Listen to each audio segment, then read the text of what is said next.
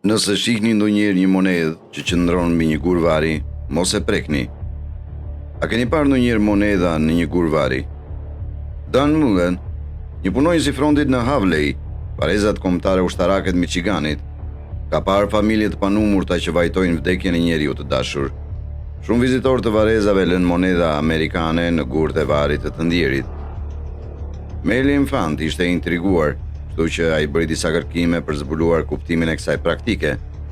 Lënia e monedhave në gurët e vareve është një mënyrë për nderuar pjesëtarët ushtarak që kanë vdekur dhe për të treguar familjes se dikush e ka vizituar varin. Askush nuk e di me siguri se si filloi tradita, por është një mënyrë e bukur për të kujtuar ata që bën sakrifica për vendin. Disa njerëz mendojnë se gjesti filloi të bëhej popullor gjatë luftës së dytë botërore. Në fillim, ishte vetëm një mënyrë për t'i bërë respekt të rënëve. Me kalimin e kohës, çdo monedhë mori një kuptim të veçantë. Nëse thjesht dëshironi të pranoni dhe tregoni respekt ndaj ushtarit të vdekur, lini një qindark. Një nikel është lënë nga një person i cili është trajnuar në kampin e këpucëve me të ndjerin. Nëse keni shërbyer së bashku me ushtarin, ju lini një monedhë, ose një monedhë do të thotë se personi ishte i pranishëm kur u vroi ushtar.